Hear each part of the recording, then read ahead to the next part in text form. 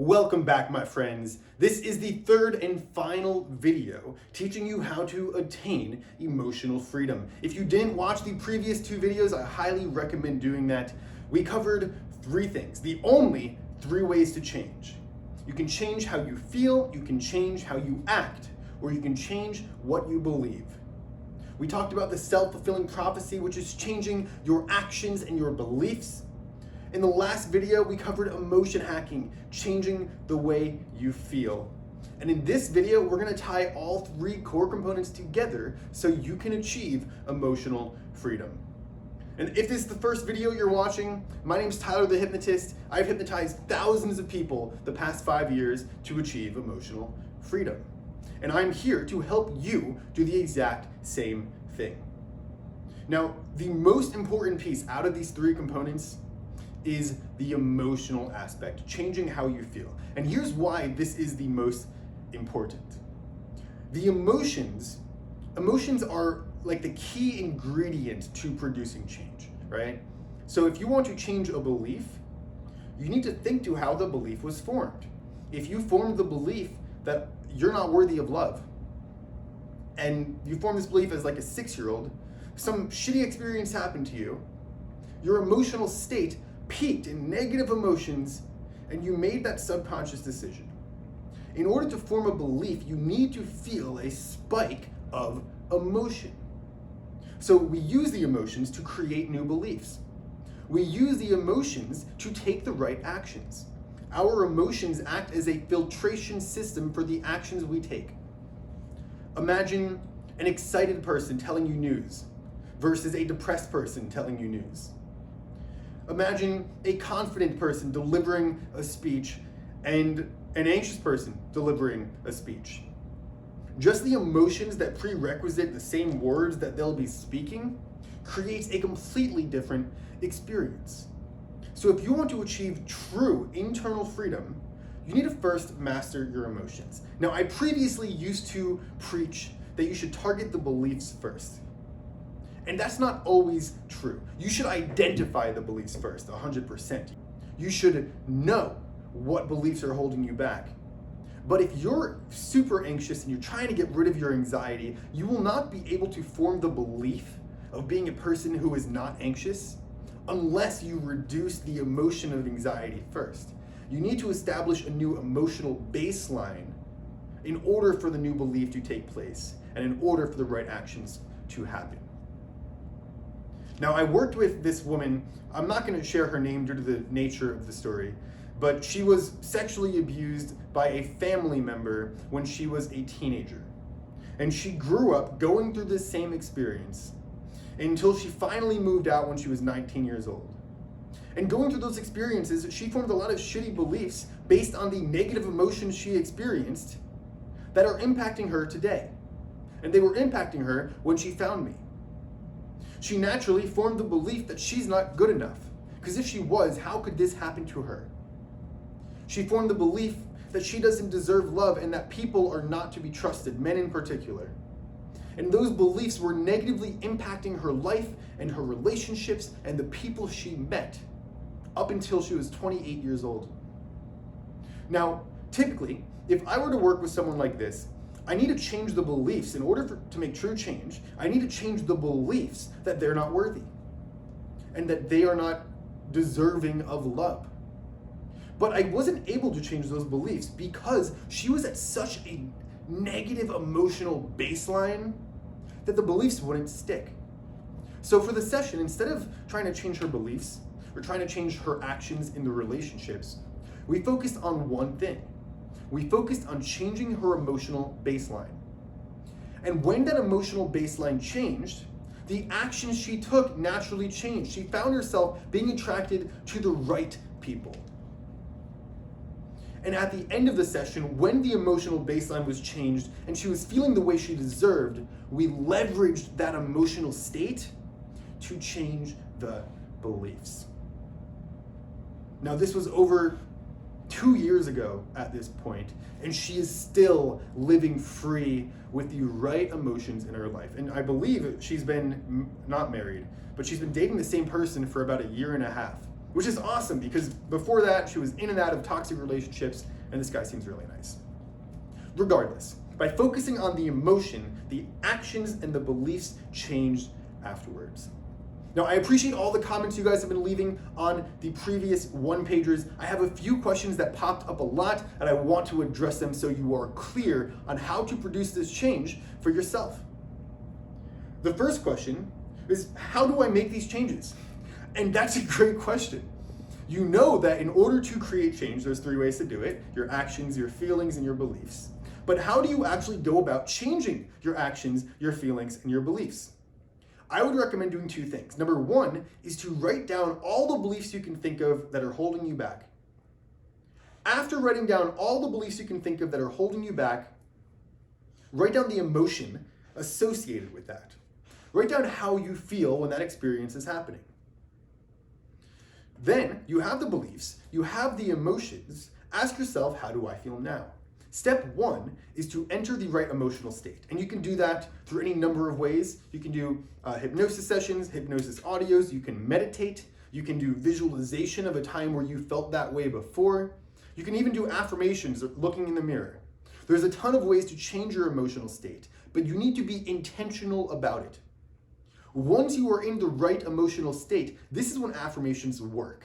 I hear a lot of people preaching to do affirmations, and even more people saying, I've tried it and it doesn't work. And the reason why affirmations haven't been working is because you've been doing them wrong.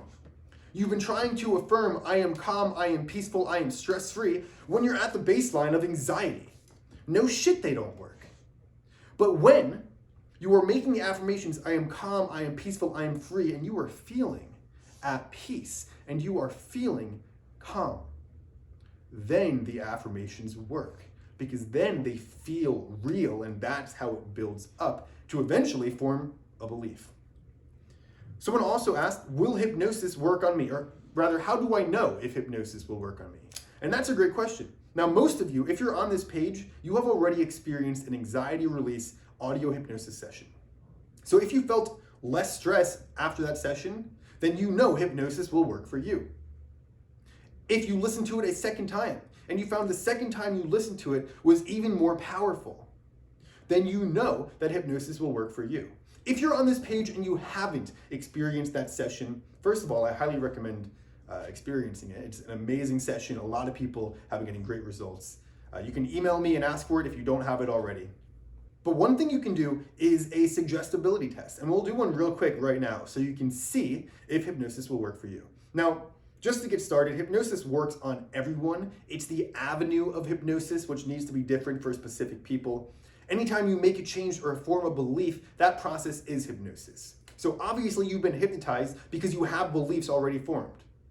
But we're talking specifically about the audio avenue. This is, while you're seeing a video, this is an audio avenue of hypnosis. We can test it by the words I say. I want you to imagine right now, you can place your hand out and imagine holding onto an orange. And see the texture of the orange, see the vibrant color, get the approximate size and grab your hand around it. And feel how the orange feels. Now, while you won't be physically feeling the orange, you can feel what it would be like to hold the orange. You can feel the texture of it. And if you were to take a knife and slice down the center of that orange, looking at the inside in your mind, you can see how the texture changes, and you can smell the citrusy sweetness of the orange. And you can imagine taking that half and putting it above your mouth and dropping in a drop of the orange juice and feeling it hit your tongue now. Being able to taste the orange while there is no physical orange. Because your mind is creating this experience. Now, some of you may have salivated or may be salivating at the thought of the taste of the orange. Some of you could feel the texture of the orange in your hand. All of you knew what an orange was. All of you could understand the concept of pretending to hold an orange. That in and of itself is a type of experience. Now you can see the depth of hypnosis you'll go into based on how prominent the experience was. For example, if you felt the texture of it and you actually tasted the orange on your tongue and your mouth is salivating, you will be hypnotized very easily through audio. If you could only feel the texture of the orange or even only see the orange in your mind, you will still be hypnotized. You will need to listen to the audios a couple of times. And if you were to do this orange experience again, you'll notice that maybe you'll be able to feel it more real. Maybe you'll smell it this time. But the more you do it, the more your mind knows what to expect, and it's easier for your mind to produce that experience. So at this point, you know whether or not you can experience your mind. You can experience hypnosis. And if that is the case, then hey, congratulations, you're a human being. That's fucking awesome. Make sure to use that to your advantage. If you're not actively using your mind to improve your life, change that now. You can change your emotions on command by imagining a time where you felt that emotion. How often do you take the time to do that? How often do you actually take the time to try and feel a certain way? Or do you just sit in the way you're feeling and say, shit, I wish I could feel another way? Take the time and take the action to feel the way you want to feel, and you won't be surprised when you feel that way.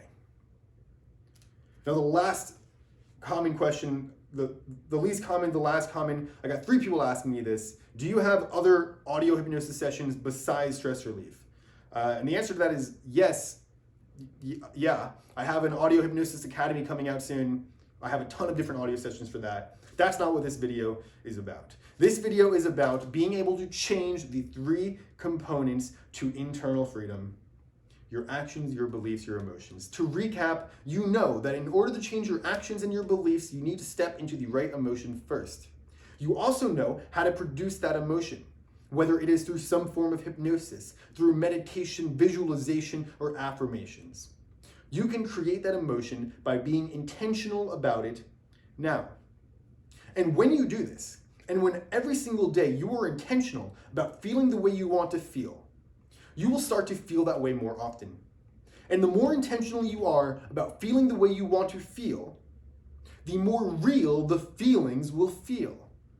It's interesting, because as you re-enter this new state, think of how you became anxious or how you started dealing with the emotional baseline that you currently have. Maybe you experienced a spike of anxiety, and then it went back down to where your baseline was. And then you're put in an environment where your anxiety keeps spiking and barely going down and keeps spiking and barely going down. And soon your mind says, this is my life. And then you stay up here. Now, when your baseline comes down, and you're doing the same thing, right? You go down, listen to an audio, and then it goes back up to your baseline, but a little bit lower. And then it goes down, you listen to an audio, and then it goes back up a little bit lower than your baseline. And through repetition of creating this emotion down here that you want, this starts to become your baseline. Your mind will say, oh, this is how I'm supposed to feel, and it will create that for you. Now, this is the last video I'm gonna do. Well, that's not true. I have one more video coming your way in the next couple of days. And on this video, I'll be releasing the Audio Hypnosis Academy. The founding members launch will be live. Okay, now this means that I have a few audio sessions. Not everything is built out. I want to get in 10 to 15 people as my founding members so I can create the audio sessions you want to experience and make the program as amazing as it can possibly be. Okay, so stay tuned for the launch of that. But that is it for this video. I'm glad you guys joined me. I hope you learned something new. And remember, you are in control of your emotional state. You are in control of your mind. So take back control.